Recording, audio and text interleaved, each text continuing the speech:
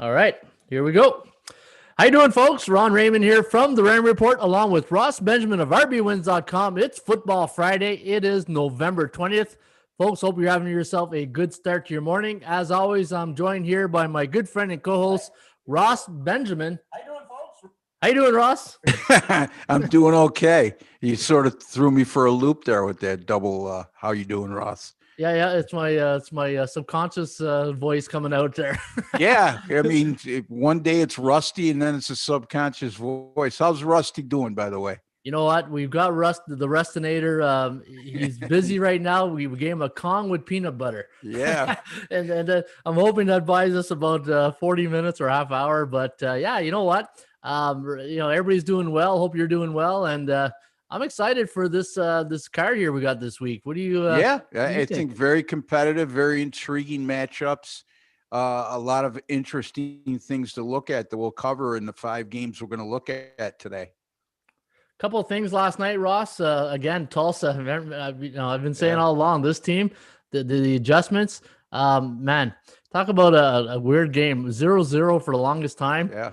And then they pull out was a double overtime win. Yeah. And double overtime, 30-24.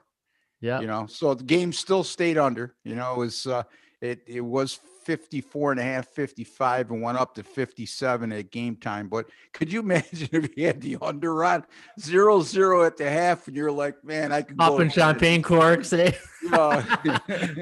Spending your money. You need to go to bed, because if you blow a game like that, you're not going to sleep anyway. Hey, you're already spending your money. Yeah, exactly.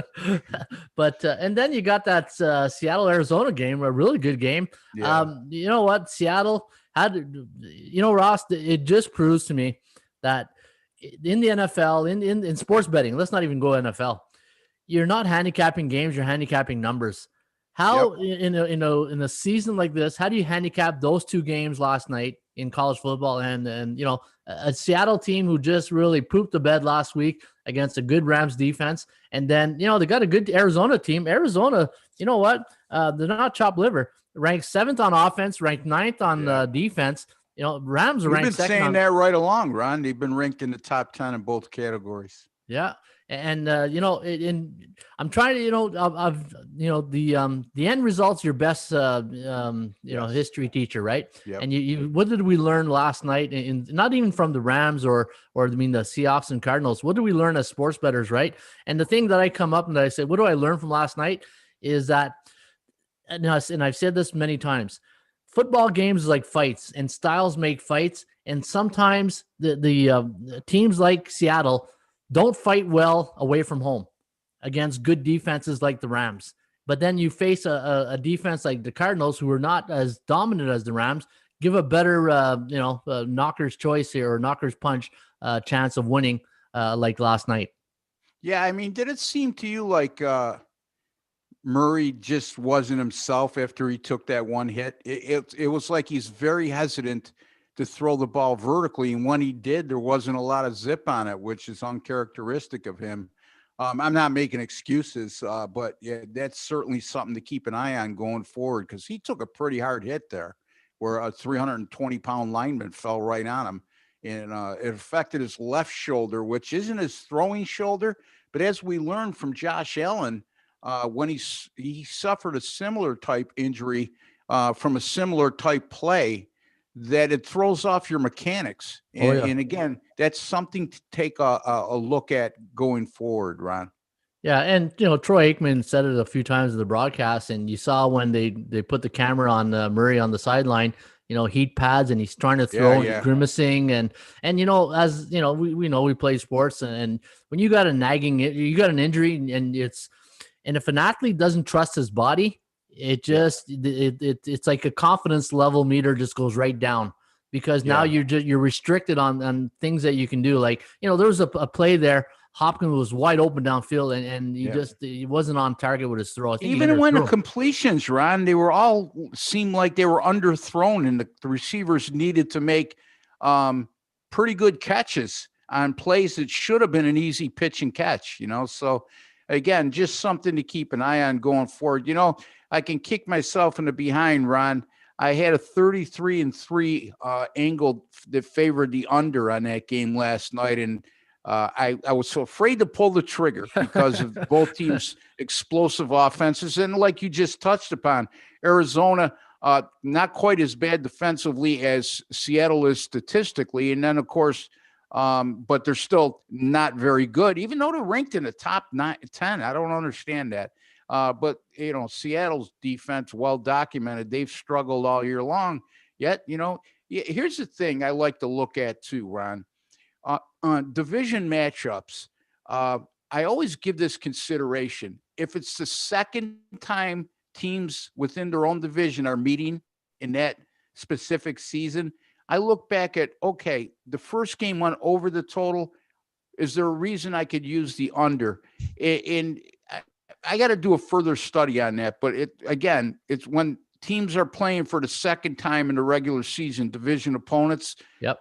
Look at how the over and under fared the first time around. In other words, if it's over, look for an under. If it's under, look for an over. Now, it's not foolproof, but I'm going to go out on a limb and say that more times than not, if it went under the first time, it probably more times than not it went under or over the second time, and vice versa. Yeah. I'm laughing because I built a career on that law of average. Yeah. Yeah, there you go. Yeah. And you're right. And you know what? Great minds think alike. I was thinking the same thing the other night going through my database, and I'm saying, you know what? I got to add a parameter where what's these division games in the year? What's the team record in the second game, or what's the pattern? And right. You know what? Yeah, it's so I'm gonna give a heads up to my programmer there. I got revenge in my in accordance with the sides in that similar situation, Ron. I got revenge in my software database, but I don't have same season revenge, and there's a big difference to me. Oh yeah, you know what I mean?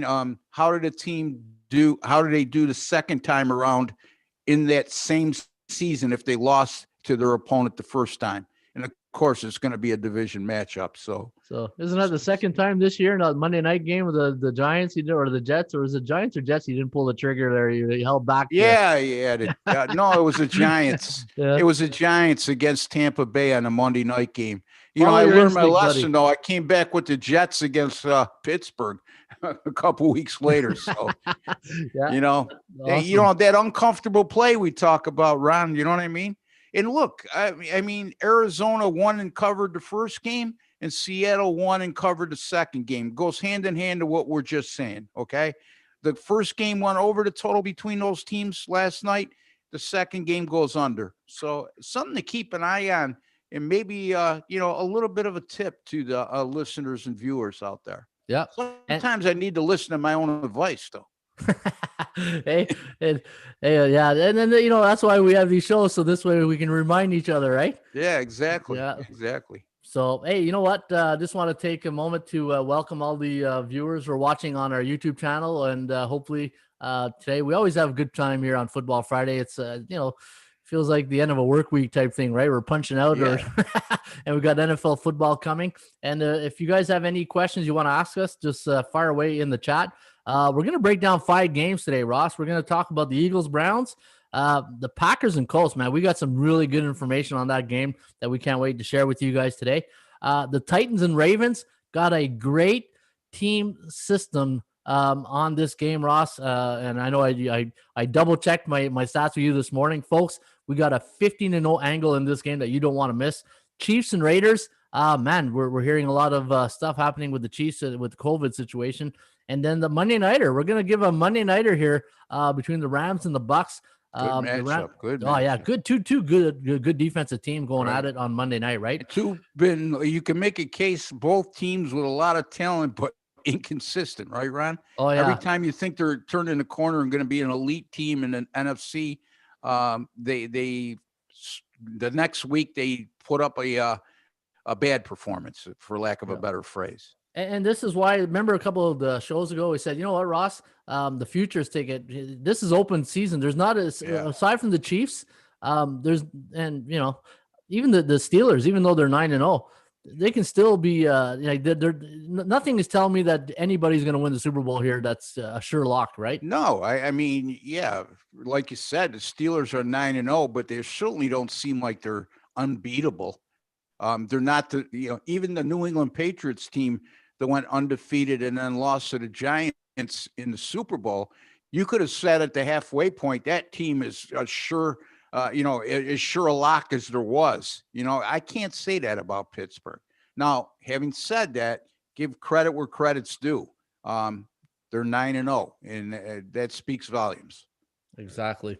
All right, Ross, I'm going to bring up a screen share here. I'm going to get out of my Zoom login area here, and let me just give me a second here to bring up today's matchups. Let me see here. Okay. Also, you know what? You see the Delmar picks here, the horse racing? Yes. Perfect. I keep saying to myself, I got to start pumping out these horse picks. Folks, each and every day we give out a free tip sheet on the horse racing.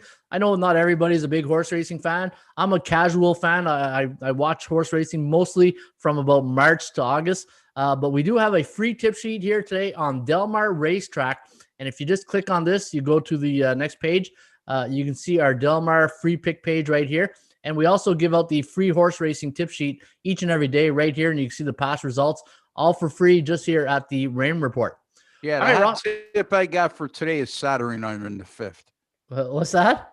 My hot tip for the day is soldering iron in the fifth. That's funny. All right, let me just get out of this for a second here. I had to reboot my okay, what's this? Screen share is closed. Okay. I had to reboot my computer this morning because I didn't want it to freeze out on me here. All right, what are we seeing here now, Ross? Seeing me and you. Okay, let me bring back the welcome out to all the listeners and viewers out there. Thank you for joining us today, and your feedback is highly encouraged. Yes, it is. Just one sec, Ross. Let me just, what the hell is this? 4 college football games on the slate tonight, folks. So you might want to take a look at those too. Yeah, early chance to start your weekend with a bang in college football. Yeah. Actually, we had a question here. Somebody asking us. Okay. Okay. Do you see the Delmar pick again? Yes. Okay. Perfect. What's the question? Yeah. So the question was Tulane plus 6.5 and under 60 in Seattle. Great night. So that was Paul D. And he said, "Are you guys going over college tonight?" No. No college tonight. Today is all NFL. But if you have a question, we might be able to look at it after. Yeah, if you got a specific question, fire it out there. And if we have time, we'll definitely address it. Yeah, but it's our NFL show on Friday. So hopefully you understand that. All right, let's talk about the Eagles and the Cleveland Browns. Now, this line has jumped all week, right, a bit. What's the latest line that you see on this game? Cleveland -3 and 47.5. Wow. Okay, so this line is going up. I wonder what's the main because I had go ahead, Ron. I had -1 and 43.5. Yeah, well, Philadelphia's got some COVID issues at wide receiver. Okay. Yeah, Arcega, whatever is, I can't think of his other. He's got a double last name. Arcega Whiteside. I'm sorry. He tested positive for COVID-19 yesterday, and they got 2 other guys who were in close contact with him in the wide receiver room under quarantine. So, oh wow, not sure what the status would be there. You know what I mean? So, yep, probably has a little to do with it, Ron. And maybe a little bit of money too. Again, that's what I would surmise, Ron, at this point, why you're seeing that move. Okay. I got, let me see, Fulgham, Rieger, Jeffrey, Godbert as the lineup here. Going into this game, Ross, now Philadelphia facing a non-conference opponent, and that's important because I'll get to a nice little angle here in a few minutes. As you said, they are a 3-point favorite now. The over-under set at 47.5. The forecast sees a really close game here, 23.04, 23.5 favoring the Browns. The over-under at 46.6. Looking at Cleveland in their last 5 games, 3-2 straight up, only 1-3 and 1 against the number, 2-3 to the under, where the Eagles 2-3, 2-3-0 against the spread, 2-3 to the under. And looking at the season records, you know what?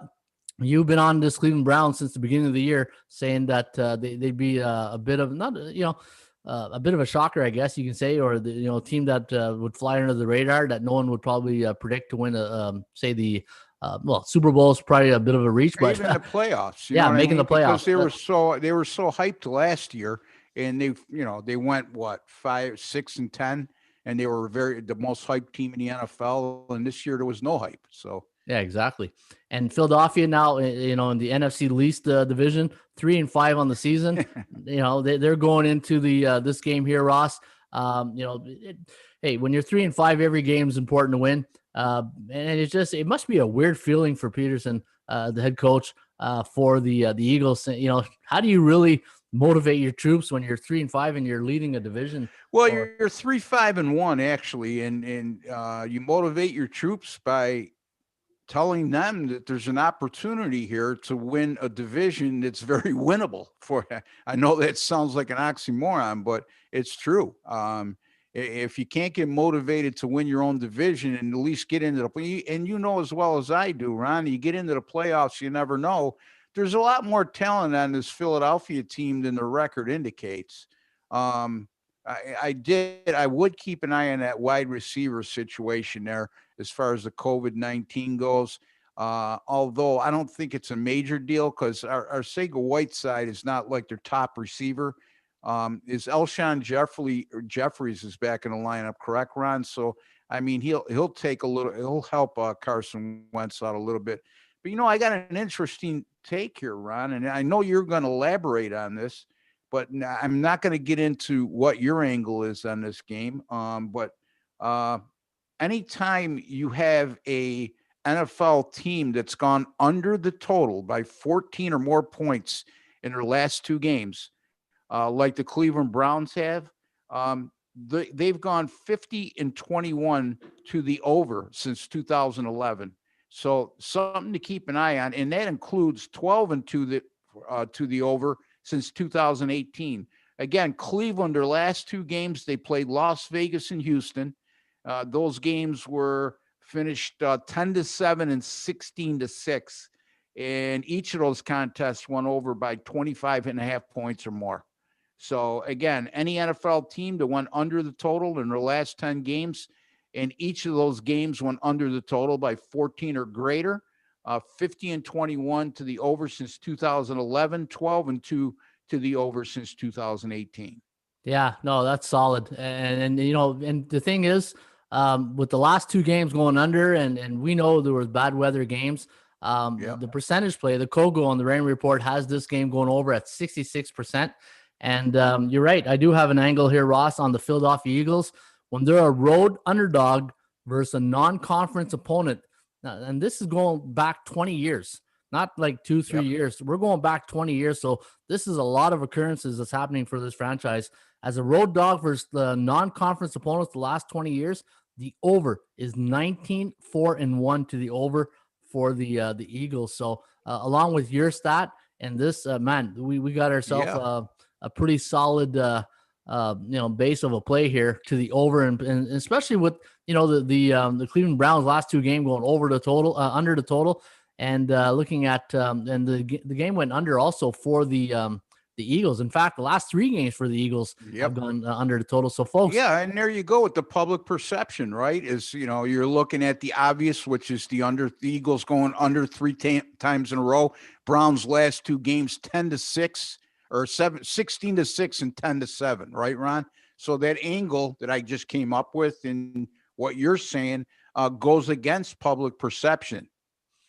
Yeah, no, and this is one thing that we talk about this, and we haven't talked about in a few weeks though, perception versus reality, and this is why I'm saying, we might be looking at football teams or baseball games or hockey games, but we're really not handicapping the teams. We're handicapping the number. And the thing is, the perception and reality is, you're going to see, the perception is you see 2 teams like that playing a lot of unders. People are going to start thinking unders, but the reality is, the law of average has to come in at some point because, things can't, go up and down forever. And to me, Ross, as you said, I made a living, basing it on, just the last couple of years when I went back to the drawing board, looking at this law of average, and I'm more into the analytics now than I've ever been. When I first started handicapping, it was more situational stats and more team hand, looking at performance of players and that. But there wasn't salary caps as intense in the late 90s, early 2000s that you do have today with the salary cap. And the salary cap is a game changer when it comes to sports betting. Well, especially when it comes to team trends, because there's not the continuity now that there was in the era that Ron first started out. He just alluded to. Another key element here, you mentioned the weather the last two games in Cleveland. And the weather this Sunday, the forecast is for 50% rain throughout the game. Now, a lot of people will frown upon saying, well, why do you like the over then? Well, the big thing for me is looking at the wind conditions when it's raining. And the wind conditions are only 5 to 7 miles an hour. Again, this is a forecast. We're taping on Friday. The game's not till Sunday. But my point being is the wind conditions aren't conducive to affecting either team's passing games, which means, too, I'm a firm believer, Ron, when the conditions are wet due to rain, and it gets a little bit slippery out there, the wide receivers or receivers in general, tight ends and even running backs, they know where they're going on their patterns. Defensive backs don't. So I think that gives the passing games a definite edge in that regard. So we'll see. Yeah, I just thought I'd throw that in, not to be a meteorologist. Hey, you know what? And, we said it the other night watching the MAC, broken plays happen. And, you catch a bubble pass or a 5-yard hitch pass and you turn it into a 40-yard gain. Like you said, if DBs are playing way off, they don't know what's coming. They don't know if it's a hook or if it's a go or if it's a slant. But, these and the thing is with these type of weather games, if it's going to be depending on the weather, if the defense is a little hesitant because of a slippery field, they're going to play off, and they'll give them the short stuff, and then they'll rally down and right. I mean, again, remember, defensive backs specifically are reactionary. I mean, they're reacting to a wide receiver's movements. So if a wide receiver knows exactly where he's going, the defensive back has to be reactionary, and he's more prone to be, in my opinion anyway, Ron, from a common sense rationale, will be more prone to slipping and sliding than a wide receiver would be with everything being equal. Now, this will be the fifth meeting between these two teams. They haven't met a lot in the last, say, 25, 30 years, going back to 1983. The Eagles have the dominance over them. They're 5-0 against Cleveland. And when they Cleveland 0-5 and 3-2 against the point spread. So again, not a lot of occurrences, non-conference game. I think if people are going to look at this game, if you're, I'm not touching I don't think I'm going to touch the side, but the total for sure. I'm leaning on the over and probably be one of my top plays this weekend. All right, Ross, we got the next game here. We're going to go to the Green Bay Packers taking on the Indianapolis Colts, probably the game of the week. This is going to be a good one here. You got Frank Wright up against Matt LaFleur, and the two head coaches who, Wright's been there for 3 years now. LaFleur's been there for 2. Going into this game, I'm seeing -2 now, -1.5 and 2 favoring the Indianapolis Colts. The over-under is at 51. The forecast, Ross, going to lean with the Colts here. Phillip Rivers and the Colts, 28.4, 20.14. The over-under at 48.5. Looking at the last 5 games between these two teams, the Packers coming off that win, a scare actually over Jacksonville, 24-20. And the Titans going on 9 days rest, I believe, now after that Thursday night win in Tennessee, 34-17. They're 3-2 in their last 5, 2-3 against the number, 4-1 to the over. The Raymond Report line, I had this line at -7.4 for the Colts. That's if you were going to buy them on a stock exchange type thing, and -6.13. So no matter what, Ross, I think we're getting great value on both teams. But I think you like one side more than another, or you just what are you looking at, the total in this game? Yeah, I'm looking at I'm leaning toward using Indy on Sunday. Look, I've been saying right along, I think Green Bay is not as good as the record indicates. And I've been against them from the beginning of the season because, again, I go back to the regular season win total, which is 9.5. before the season started, and that was a team that won 13 games. You got to scratch your head at that. But they've been beneficiaries of a very soft schedule, Ron. They're 7-2, but 7 of their 9 games have come against teams that currently have a record of 500 or worse. So they've been beating up on the teams they should be beating up on. They're 1-1 against teams with a winning record this year, meaning winning record currently. And then you look at Indianapolis under Frank Reich since 2018. The Colts are 5-0 straight up when facing NFC opponents at home.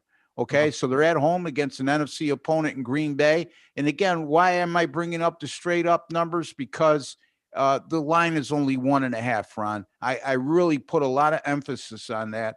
And, you know, this isn't any unfamiliar territory for Indianapolis either, Ron. As a favorite of 3 or less since 2018, they've been in a situation 8 times. A home favorite of 3 or less since 2018. And in those 8 games, they've won 7 of the 8 straight up and went 6-1-1 against the spread in those contests. So a lot of things favoring Indianapolis here in this contest, Ron. Yeah, you know what? I've gone over this game a couple of times, and I've got some interesting numbers here. I can make a case for both teams here. Green Bay is a road team coming off an ATS loss the last 10 years. 13-3 against the number, 11-5 straight up, and 11-5-0 to the over. Matt LaFleur, as the head coach of the Green Bay Packers, now he's been there the last 2 years. Anytime Matt LaFleur and the Green Bay Packers are coming off a loss, they are 8-0 straight up and against the spread in their next game. So something's got to give here in that respect. And then Frank Reich. Frank Reich's been doing a great job in Indianapolis, and he doesn't have Peyton Manning. And the one thing when you handicap Indianapolis Colts game and the numbers, you have to consider the Manning years. It's just, it's like Brady in New England. It is what it is. But the thing is, the numbers will always reflect, depending what the number was in that game. And we say it all the time, right? If someone's injured or something's, the line will tell you what's happening. Frank Reich, Ross, as a home favorite the last 3 years, 14-3 straight up. And I agree. If you're going to play this game, take it on the money line. Unless you like the Packers, take the +2. But if you're like Indy, take the money line. Yeah. You don't, and to be a devil's advocate, Green Bay also, since 2018, 3-7 straight up on the road following a home win. Remember, they're coming off that home win against Jacksonville last week, where they needed a fourth quarter comeback to win that game as a double-digit favorite. So a little more spice to the pudding there. Yeah. Hey, you know what? This is like, trial and jury here. The people watching are the jury, right? And we're trying to make a case for both. I feel so. Then, you get these games, right? You get these games where you're just either, and this is what I love about handicapping. You get a great handicapper like yourself who probably loves one side or another. Then you get another handicapper who's just like, I don't know what he's seeing, but this is what I love about it. Ross, going in this game, let me see here. We got the where is this? Indianapolis, pretty good defense, Ron. If you look at your chart, I think. Yeah, that's where I'm going here. So Green Bay, the number 3 ranked offense, averaging 30.7 points a game, but their defense, middle of the pack, 15 ranked defense, giving up 24.89.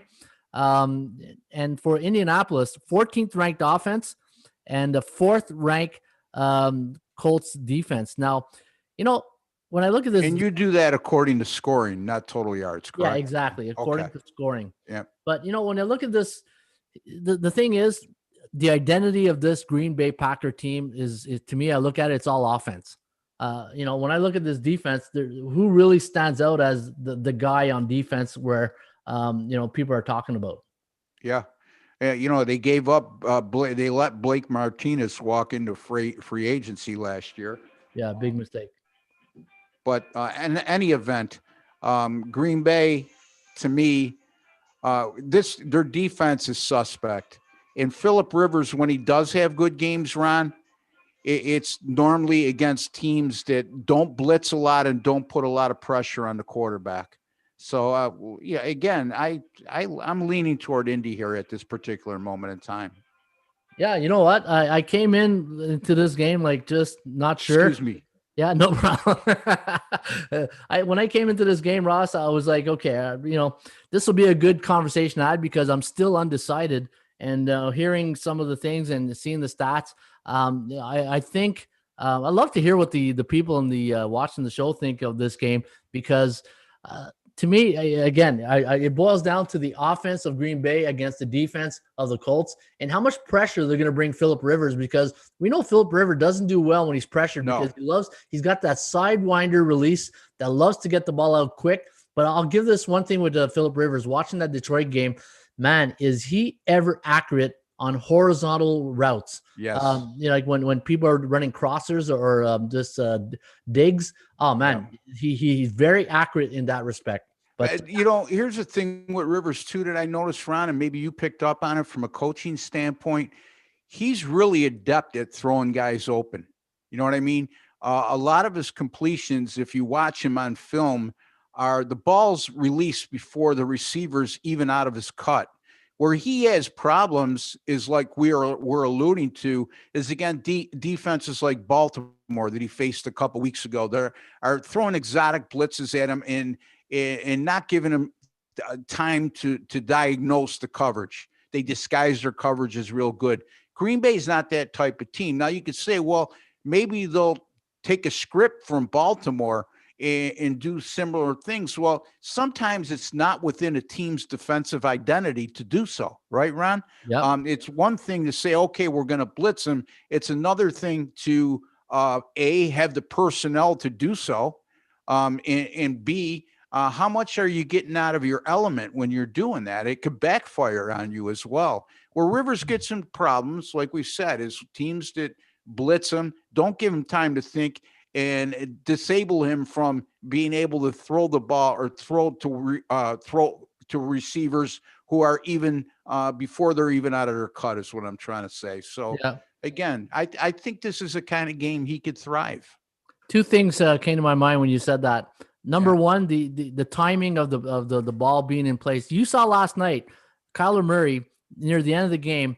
There was a receiver that ran a corner route, and he threw him late. That ball needed to be gone as soon as we always say, as soon as the receiver sinks his hips, to make that cut, that's when you throw the ball. And that's what happened last night to Kyler Murray, missing that corner route. Hey, he hits that corner, they win the game. Yeah, it was Andy Isabella, the wide receiver, and again, he not only threw it late, he threw it off his back foot against pressure. You know what I mean? So he didn't diagnose the pressure very well. And this is where I'm going with this, is where you're saying anticipate the throw, and Rivers is good at making those throws. Like River probably makes that throw early, and where a young quarterback like Kyler Murray is still working on his timing of those patterns. And then number two, you're talking about pressure. Being an offensive coach, I know every passing concept has their hot patterns because of pressure coming in. So if there's a concept given in play in the huddle, every quarterback knows, okay, where's my hot release? Where am I going to do that? And that's the job. And I thought that Zimmer last week when he played Chicago, he did a great, phenomenal job of expanding his linebackers to take away those hot patterns. And, to me, that was the game inside the game that I love watching. And I know that's the defensive genius in Zimmer too. He just hasn't had the personnel to do what he really likes to do this year because of the turnover. But they're a team to keep an eye on too, Ron. They look like they're improving defensively. And again, there was a big turnover personnel there. Maybe they're catching their stride at the right time, Ron, kind of thing. Yeah. Well, Minnesota is absolutely there. Yeah. But the Green Bay, I'm starting to see shades of last year, come out hot. And then, then you got that Aaron Rodgers look when he's looking at the sky and he's buckling that chin strap to the top of his helmet, and he's muttering to himself, hey, State Farm, get out of my ear, State Farm. Yeah, exactly. Well, he's going to be facing a real good defense on Sunday, and he's going to be under some heat. I think the key element for Green Bay in terms of winning this game will be getting that running game going with Aaron Jones and a couple good backups that give him rest. So Really looking forward to this matchup, Ron. Yeah, Jake from State Farm better show up at the game here because you might need him on Sunday. I thought you were going to tell me Jake from State Farm was asking a question on our live feed. Oh God, I'm a commercial guy. My wife will she drive you nuts with commercials. Ever since I've been young, I've been a commercial guy. We can be having a conversation. I'll just blurt out a commercial I saw 20 years ago. It's kind of crazy. Anyways, going on a little off track here. All right, Tennessee Titans taking on the Baltimore Ravens. Now, Ross, I got a great angle in this game. I'm going to share with you and the audience in just a few minutes. Now, looking at this matchup here, you got a Baltimore team coming off a tough loss against New England, but it was a bad weather night for both teams, and New England just were more prepared to play in that type of weather than Baltimore were. And Tennessee coming off that loss against the Colts. Now going into this one, I'm seeing -5 as the favorite for the Baltimore Ravens. And let me see, the total's at 49.5. So it's still there. I got Baltimore winning this one 28-18, the over-under at 47 on the computer picks, the analytics. And looking at the matchup of the last 5 games, 3-2 for the Ravens, 2-3-0 against the spread, and 2-3 to the under. Where Tennessee, man, it's Minnesota's going one way and Tennessee's going the other way in my view. When you talk about teams that are peaking and they can peak the other way, right? Yeah, absolutely. I mean, and Tennessee, 7 of their 9 games have been decided by 7 points or fewer. And Ron, we brought it up earlier in the year. They were winning, I think their first 3 wins to start the year were all by 3 points or fewer. So this team could easily be more like 4-5 than 6-3 without having a little bit of luck. Tennessee 6-1-1 over the total in their last 8 games. However, Baltimore at home, Ron, since 2018, when there's a total of 45.5 or greater, which there will be in this contest, barring something unforeseen, they've gone 10-1 under the total. Baltimore 10-1 under the total at home when there's a total of 45.5 or greater since 2018.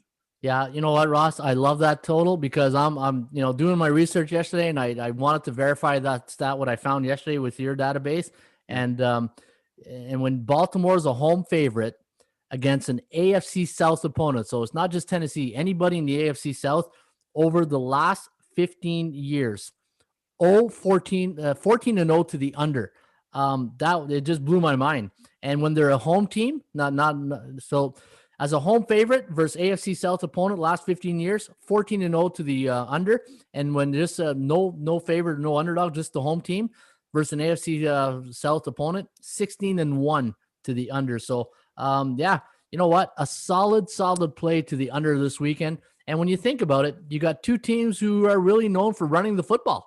Yeah. And if they're going to run the ball, and the one thing with teams that run, they don't have the passing game to really catch up. So, it's very methodical when it comes to play calling. It's dink and dunk. It's, what was that the Lombardi speech, 3 clouds of dust or 3 yards in a cloud of dust. 3 yards in a cloud of dust. Yep. Yeah. And this is where I see this game going. And when I looked at the results of those games versus AFC opponents, and it was all scores of 23-17, that type score, right? So Ross, the way I see this game, and you know what, both teams got a pretty not bad defense. Let me take out the chart. I won't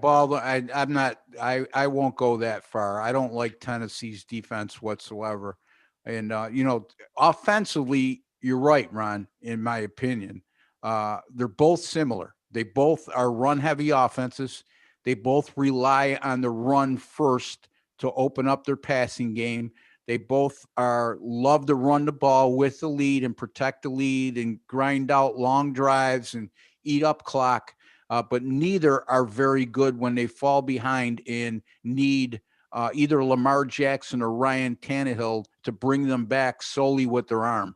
So very similar offensively. But if you look at the defensive numbers, Ron, and again, I'm going to say that, Tennessee's scoring defense probably is middle of the pack. Yeah, but if you look at Yeah, if you look at their total yards, they're in the bottom 5 or 6 in the NFL in yards allowed. They've been the big thing with Tennessee. Their defensive numbers could be a lot worse if it weren't for the fact that they've been very adept at forcing turnovers.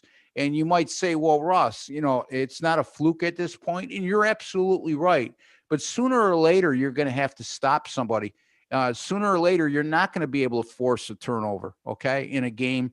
And when that happens, how many points do you give up in that particular? And again, Baltimore to play the contrarian approach, 2-2 straight up at home this year.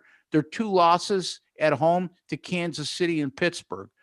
2 real good teams. And again, they're facing a playoff type team in Tennessee here. Although at this point, like Ron just said, we're seeing Tennessee on a bit on a downward spiral. And I'm not so sure you could have put them in a conversation with Kansas City and Pittsburgh anyway, as far as being an elite AFC team right now. Yeah, and Lamar Jackson, a bit of the the bit of the shine is starting to.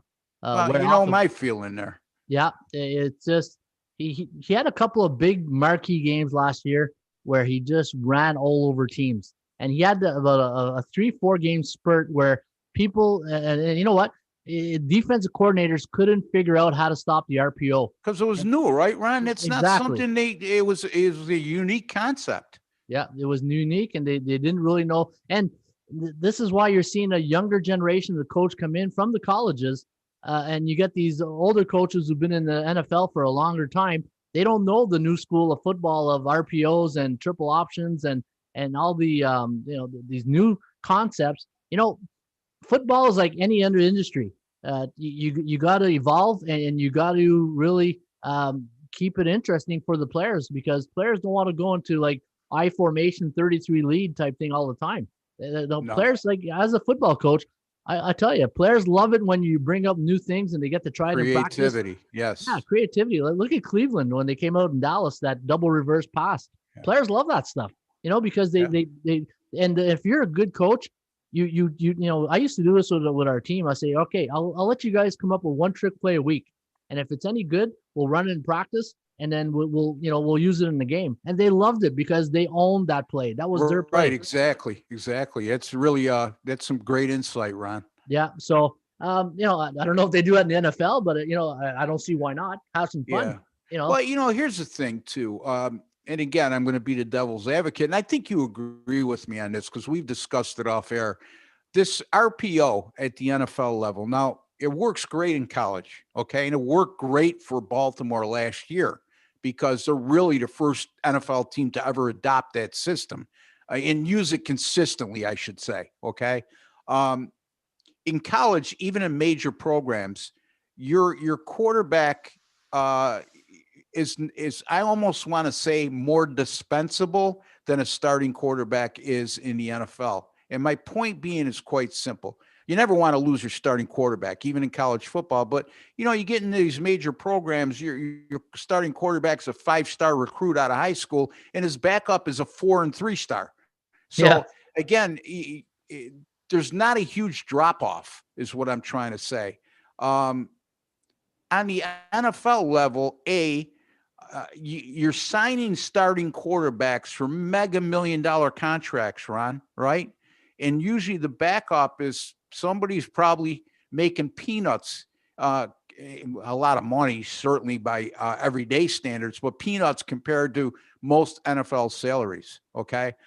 So I just think, this is unsustainable what Baltimore's doing with running Lamar Jackson so much. B, if it is sustainable for a few years, he's going to take such a beating, he's not going to have a long career, okay? And C, if he goes down, you got Robert Griffin, but could he really at this point of his career emulate what Lamar Jackson's doing without a huge drop-off? You may have some people who will say yes to that, and I get that, but I like unique concepts coming into the NFL, okay? But I don't like this concept because you're asking a quarterback you're paying a lot of money to, and you're relying heavily on, and your offense relies heavily on, with him having anywhere from 7 to 12 design runs a game.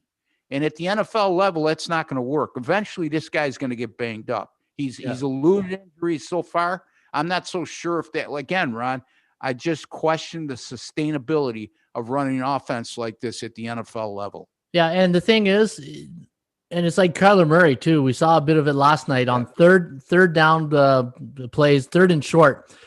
Yeah. People know what's coming. Like we know it's the zone read option, and you're gonna get that 3 yards. Like Buffalo got sucked into that read option last week, and it cost them some big plays. And no, you're right. It's just you can't run that play all the time. Those type of plays without. It's a gadget play. And that play you're talking about was it was a bad read on his part. I mean, again, they get these quarterbacks want to do everything on their own, and if you give them the option to run a guy like Jackson or Murray, they're gonna take the opportunity to do so. But again, Ron, I didn't mean to cut you off on making your point. Yeah. So the thing is, those plays. They're going to be dialed up 4 or 5 times during a game because that's the coordinator. Because the coordinator will get to a point when he's calling the game, it's like I'm stuck. This is not working anymore. And then he keeps going to that go-to play. I remember when you go watch film and you can break down film, and I guarantee you, you might have 200 plays in your playbook, but you're only using about 30 to below 40 plays not even 40, 30 to planning. Yeah, exactly. Right. So Big Ragu's chiming in here, and he's saying, "Hey boys," he goes, "Look at Randall Cunningham and Michael Vick. What happened with them? Always running the ball back in the day. They had to adapt being a pocket passer later in their career." Yeah. And you know what, Big Ragu, those guys really weren't being called upon with designed runs, I should say. Like Murray and Jackson are, for example. Those guys did a lot of their running not by design, because of their mobility taking off when a pass routes broke down to move the chains and such. And again, he makes a good point. Those guys weren't even being called upon on designed runs 10 times a game like these guys are, 5 to 10 times a game. And their careers were cut short because of that. Yeah. Now you're talking about 2 quarterbacks that are actually offensive coordinators are giving them the option to run or calling a design run. That was a horrible read, by the way, on that 3rd and 1 play, because when you're, again, I'm going to get into Ron's coaching here on a read option. Your read as a quarterback is if the defensive end comes crashing down, then you pull the ball and take it yourself. If he stays at home, you're giving it to your running back. That play would have easily got a first down if you gave it to the running back, and that defensive end was right there.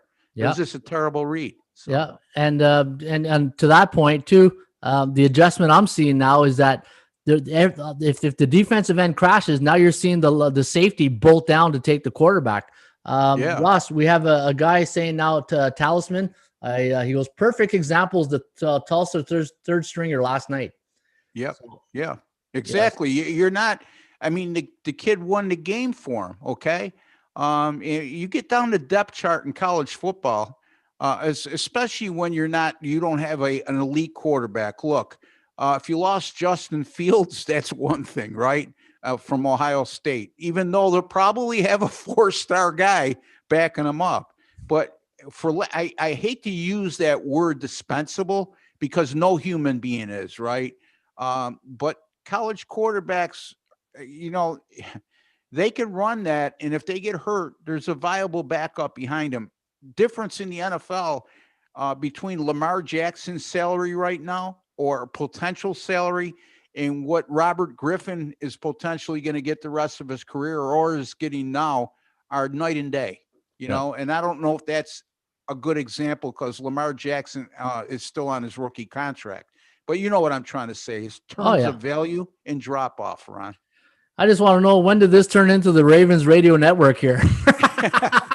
No, it's NFL concept. I mean, again, you're getting me on the wrong subject, because I'm not a proponent of Lamar Jackson or this RPO, so. Yeah. Talisman goes, you haven't met my wife, Ross. That's funny. That's awesome. All right. Okay. Man, I think we should send Lamar Jackson a Christmas gift this year. We talked about him so much, eh? All right, Kansas City taking on the Raiders here. Another good game. Let me bring this game up here. We got the Chiefs and the Raiders. Now going into this, I think this is a Sunday night game. Yes. Yeah, it is. This, I'm hearing now the Chiefs, they got a lot of guys on defense with COVID. So, man, I hope it's just it's one of those years, right? Yes. You wake up and, like I said, I told my wife, I'm going to buy a clock radio that just has Bill Murray saying Groundhog Day. And, the Chiefs going into this one, a 4-point road favorite. The over under. Oh, actually I see 8 now, 8 and 7.5. Some of the I love the Chiefs at -4 when it was 4 because I was going to hammer this all night. So now it's at, let me see. I said -7, -8. I'm seeing 57 the total, 56.5. Man, it's really gone crazy here. 27.5 to 20.92. The over under at 48.4. Now looking at this game here, Ross, you know what? The Raiders got to give Gruden credit, man. He's coaching his butt off and he's getting results. 6-3 straight up on the season up against a team in Kansas City who only lost to the season was to the Raiders. And back, I believe it was week number 4 around that area. That was no fluke either. The Raiders earned that win. Yeah, week 5.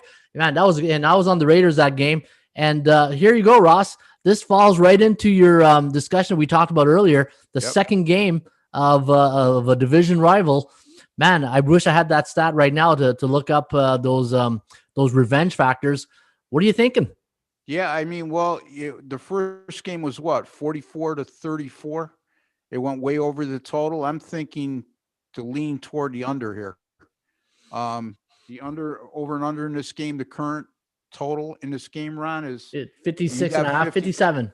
57. Yep. So, I mean, and you're looking at, I believe your line, the opening line you had was 52.5. I'm not sure if that's line's correct, Ron.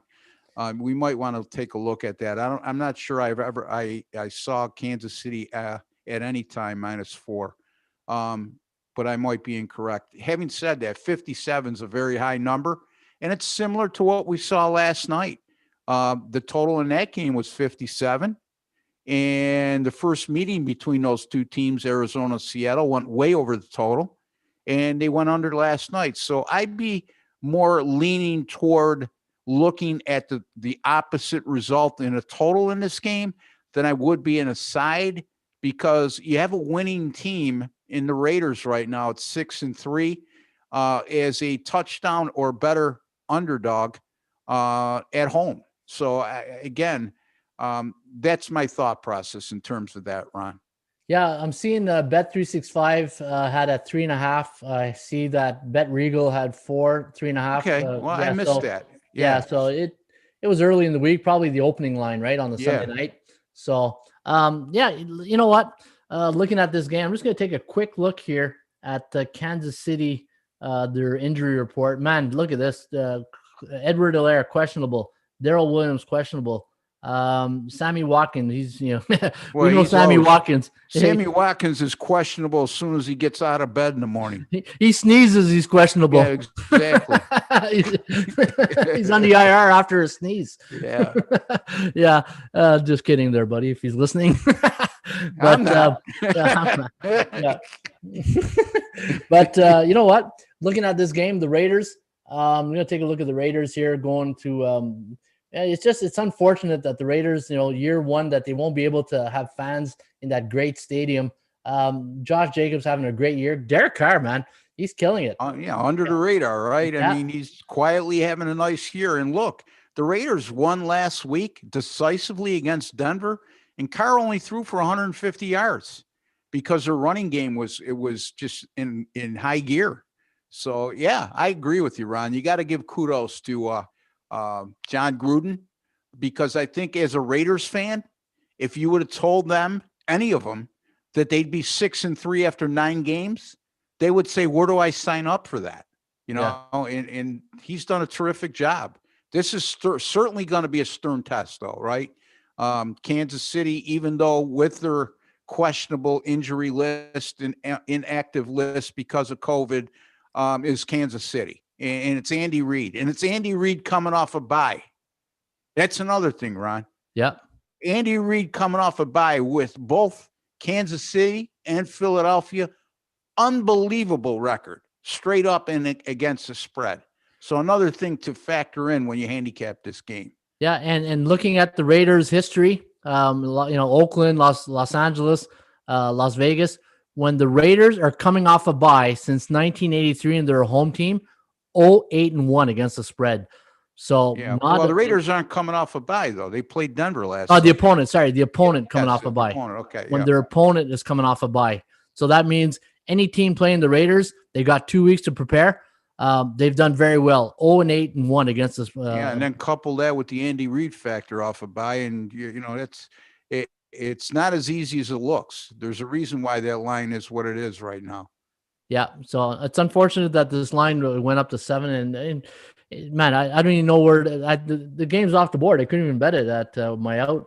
So and another thing on Gruden, the one thing now you're not hearing is his old school ways. Remember in Hard Knocks and all that? It's like, oh man, this guy thinks we're in the 60s or something, but he's adopted. And the coaches adopt to the new adapt. Sorry, adapted was that? Yeah. That's the French in me coming out here. What okay. It took me a while to get over. What were you saying? But in French, they adapté. Yeah, that's why. So people wondering why the little bit of my French in me there. So in French is adapté. So adept. So he's doing a good job of changing his ways a bit. And it's tough, man. When you're a guy like Coughlin, I don't see a guy like Coughlin ever changing. No, but a guy like Gruden, that's why he doesn't have a job anymore. Yeah, exactly right. Yeah, but Coughlin time. But a guy like Gruden. And he's such a proud guy too, right? We've seen his thing with COVID, and he's sensitive about it. But trying to get a Tiger to change his stripe is really tough, and he's doing a good job. And again, you don't hear the players talking about it, or say like I call them the coaches whispers, right? Yeah. Where they're whispering about, oh, what is a dickhead? What is it? You don't hear that anymore coming out of the Raider camp, so that's good. All right. So your thoughts on that game, anything, or just it's a tough call for me at this particular moment in time. Again, I want to see the Kansas City COVID list cleared up a little bit, because as you all know, Ron, we've seen teams that have somebody on the COVID restricted list on a Thursday, and by Sunday morning they're testing positive 3 days or 2 days in a row, whatever the protocol is, and they become active. But keep in mind, even if that does occur, how sharp is that player or set of players? Because they hadn't practiced all week long. It's even more so. We saw it with Matthew Stafford a few weeks back. Remember, Ron? Yeah. He tested positive for COVID on a Tuesday, wasn't able to practice all week long. He had 2 positive tests or 2 negative tests in a row, the last of which was on Sunday morning, and he had a terrible game. So, yeah, it's a whole different animal, though. A quarterback not preparing all week is as compared to another positional player. Yeah, I'm gonna cheer you up here. Your good friend Roy says, "How you doing, boys?" Hey, Roy, what's going on, my man? Yeah, I knew that would get you smiling there. All right, Ross, we're gonna finish it off with the Monday nighter. Man, this I was going to say it could be a NFC final preview, but Green Bay might have something to say about this, but you never know.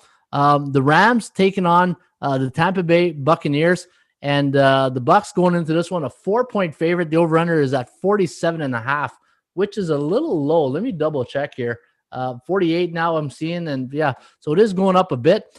And this forecast, Ross, the computer pick, going to lean with the Rams here. 22.7, 21.5, the over-under at 44.3. And I heard this morning that Tampa Bay are practicing at the last couple of games have been night games, and they haven't done well during night games this year. And I'm hearing that Bruce Arians is holding his practices at night this week to give the players a night, hey, whatever it takes, man. Whatever it takes, man. Whatever floats the boat, right? No pun intended. Blown out by New Orleans on a Sunday night, and they lost to the Chicago Bears. on a Monday night game. So yeah. So you know what? You got to give credit for Arians for thinking a bit outside the box. And by doing that, you're really disrupting the players' routine on the weekday practice by going at night. But hey, you know what? It's professional football. They got to try to find a way to to me, that that tells me, Ross, psychologically he feels his team is mentally weak if that's a problem for them. Yeah. Well, I guess you can make that case. And you could also give him credit for a little bit of creativity that we just alluded to, especially for an older coach to go that route. Right, Ron? Yeah. So he could look like a genius or really lose his team by doing this week. So it'd be interesting to see what transpires. Boy, oh boy, the Rams, I don't think a lot of people realize how good their defense is. Really good, especially their defensive front four, right? Led by Aaron Donald. I'm looking at the recent results. I mean, they're 8-3 under the total this year, but they've gone under in 5 straight, right, Ron? Yeah, absolutely. If I'm not mistaken. So, and it's not like the Tampa Bay Bucs have been a tremendous overplay either, even though they have, you look the perception of Tampa Bay with Brady and those 3-star wide receivers is they're a high scoring team.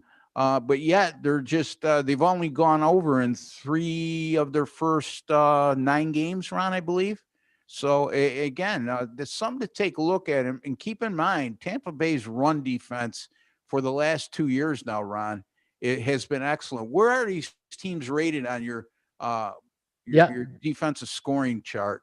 So the Rams, surprisingly, this is what really, wow, only ranked 18th on offense. It's surprised, but I'm not surprised.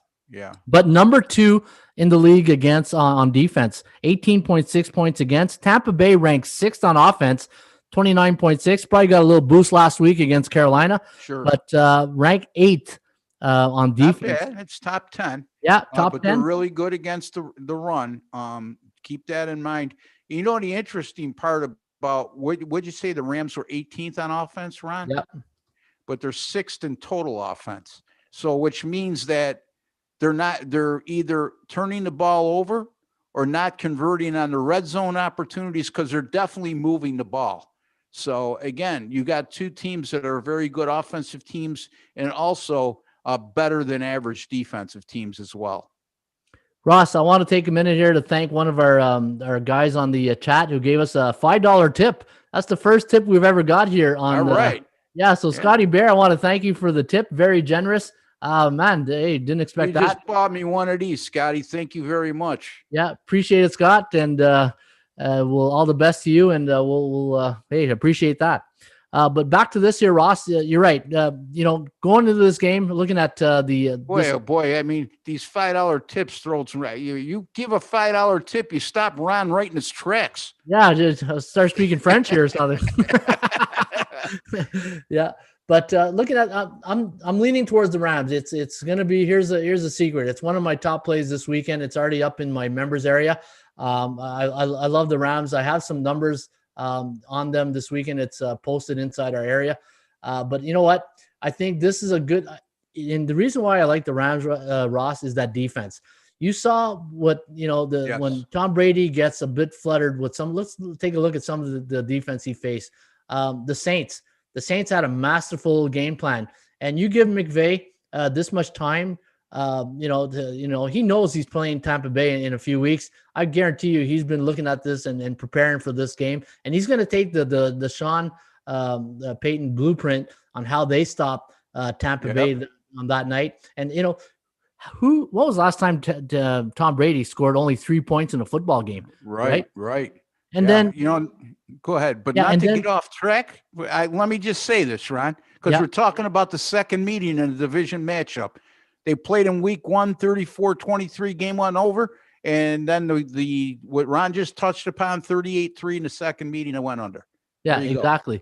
And look at last week, the Panthers, Tampa Bay, they feel their back. They played a team where they knocked the quarterback out. They didn't have McCaffrey in the lineup. Okay, you beat up a banged up Panthers team who were traveling a lot too, right? Look how they did against the Bears defense. It's real. I mean, Bears defense is really good. Yes. So they only scored 19 on the Bears on a Monday night game. Yep. So, and Aaron Donald, you know what? He's coming down. But to their point too, though, they got Ndamukong Suh, who could be very nasty. Just ask Aaron Rodgers. Aaron Rodgers and Ndamukong Suh, they're not going up for coffees or beers anytime soon. They've had a little bit of history there, huh? Yeah. So, I love the Rams here. The only concern I have is a bit with Goff, but you know what? It's just this Tampa Bay offense right now. The thing that you've noticed in the last two games is Brady. I don't know if he's forcing the ball to Brown, like trying to get him, so he does. I'm wondering if he's trying to get him the ball so he don't start the whining. You know what I mean? Yeah. And I always remember when Mike Evans said, what do you think of Antonio Brown coming in? And he says, well, you know what? We're a very unselfish group, and as long as he has that mentality that we don't care who gets the ball, it just proves to me that what type of continuity and group they have there on offense. And, Brady going to Brown a lot in the last couple of games, especially against the Panther game. That's, to me, McVay's going to see that. And then they do. Look what they did against Metcalf. You know what I mean? Yeah. The Rams defense, they shut him down. He only had 4 targets the whole game and had no targets until the fourth quarter of that game. Yeah. So the Rams defense, they have the capability of shutting down this offense, and I think that's where you're going to see here on the Monday night. Yes, I agree. All right. It's going to be it's for once we're getting a Monday night matchup in the second half of the season. That's a good one, because a lot of times they really screw up these schedules on Monday nights, anticipating one team or the other is going to be good. Sometimes neither are. Sometimes one team is terrible and was picked to be pretty good before the season started. So this isn't the case in this one, is what I'm trying to say. Yeah, and Jalen Ramsey, he shut down last week when they played Metcalf. And to me, I got to feel it'll be interesting to see where they put Ramsey this week, if he's on Brown or if he's going to be on Evans. But Evans, they move him around a bit too. So I would say Brown. I mean, again, it depends on how many snaps Brown. I mean, what is he ready to go to a full game? I mean, Evans is definitely their top target, but he's not a speed guy, Ron. He's a guy that you could throw 50-50 balls to, and he's going to come up with them. Yeah. So that's a tough decision. It's a good point. Who's he going to be on? Because he's one of the maybe 4 or 5 true shutdown corners in the NFL right now. Yeah. And then you got Chris Godwin too, right? So I don't. Yeah, Chris Godwin. You got the other Miller, the slot receiver. You got tight ends and Brait and Gronkowski that are good targets. I mean, and not that Jalen Ramsey is going to be covering a tight end, but I'm just alluding to all the targets that Brady has at his disposal. Yeah, and I like the fact that we're getting a good football team with plus 4. I think it's a bit of an overreaction on that number, but so. No, it's going to be a good week. This was a good show, Ross. A lot of great information. Again, we gave out 2 great stats on the game between the Ravens and Tennessee, and then we gave a nice total play on the Eagles-Browns game, which hopefully people were able to see the show and see those stats, because I think those are 2 solid plays for this weekend if you're going to play 2. Yeah, and keep an eye on my college football free pick videos at Ron's site, atsstats.com. Just click on the free picks page. I'll have one up this afternoon for one of tomorrow's games. I've gone 8-2 with my last 10 videos. Also, the NFL, I lost last night with Arizona, but still 32-22 with my last 54 NFL picks this year. I'll have a plethora of picks on Sunday on this attractive card. I'll also have a pick on the Monday night game as well at atsstats.com, or you could find me at rbwins.com. Yeah, and I have 2 college football plays right now up in the members area. I got 3 NFL plays. I'll have 2 more. Just waiting for the NFL injury at 3:00, the reports, before I hammer out the 2 other plays that I'm looking at. And if I don't like what I see, then there'll probably be just 1 play. But and folks, people, you can get these selections at atsstats.com. We now have an option where you can buy single game day packages, or you can get our premium picks right here at atsstats.com. All right, Ross, that's Football Friday. That was in the books. That's another good show. The college football yesterday, NFL today. Rusty free Friday is always a good thing, right? So hey, we're not done yet. We're not done yet. Hey, got a cameo. My wife says, you know what? For your this is show 73 today. She goes, for your 100 show, you should have a special guest appearance by Rusty. You sure it's only 73? I thought we did 77 yesterday. No, we're at 73. 73. So, okay. Yeah. I mean, 73, 77. It's a lot of shows, you know. Time flies when you're having fun, eh, buddy? Absolutely. And I'm definitely having fun, my man. Awesome. I wish you nothing but the best this weekend.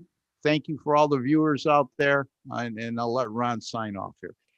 For Ross Benjamin, I'm Ron Raymond. This was the Raymond Report Sports Betting Podcast for a Friday, a Football Friday, November 20th. Folks, have yourself a great weekend. As always, shop for value, play those percentages. We'll see you back shortly with another Raymond Report.